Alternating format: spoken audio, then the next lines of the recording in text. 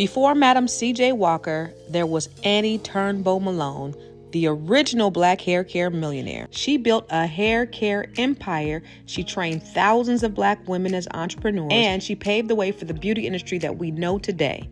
But here's the kicker. Madam C.J. Walker stole her formula. Oh, and if that wasn't enough, Annie had to fight for her empire against her own husband. So let's talk about it. Annie Turnbo Malone was born on August 9th, 1877 in Metropolis, Illinois, to formerly enslaved parents. Sadly, she lost both of them at a young age, but you know what? That didn't stop her. She had a love for chemistry and she began developing her own hair care products to help black women. Back then, many women were using goose fat, soap, bacon grease, or even heavy oils to straighten their curls, which damaged their scalp and their hair. Annie knew black women needed something better, so she developed the Wonderful Hair Grower, a scalp treatment that promoted healthy hair growth without damage. So she started selling it door to door, and soon her products were in high demand across the country. In 1910, she did something huge. She opened Poro College in St. Louis, Missouri. This wasn't just a beauty school.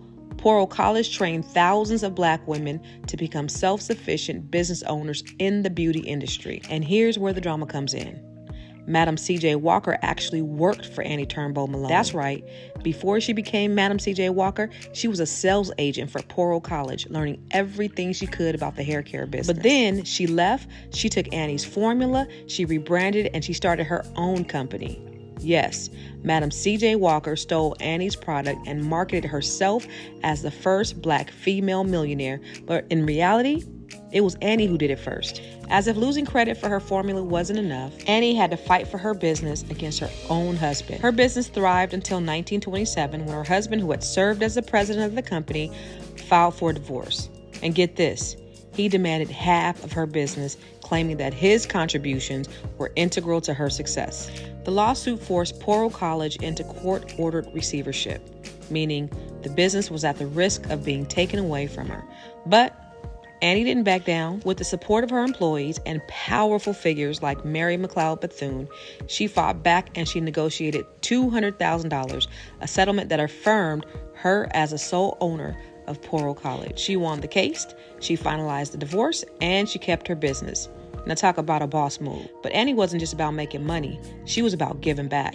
Even though she was extremely wealthy, she lived modestly and she gave thousands of dollars to support black communities. She was a major donor to local black YMCA and even funded Howard University College of Medicine in Washington, D.C. Now, despite facing legal battles and losing control of her empire later in life, she remained dedicated to helping others. She never had children, but she made sure that her legacy lived on. She bequeathed her business and remaining fortune to her nieces and nephews, and at the time of her death in 1957, her estate was still valued at $100,000, which was a lot back then. Annie Turnbo Malone was the real OG of black hair care, and she deserves her credit. Now, if you learned anything new, drop a thumbs up in the comments and tag somebody who needs to know the truth about this hidden black history gem.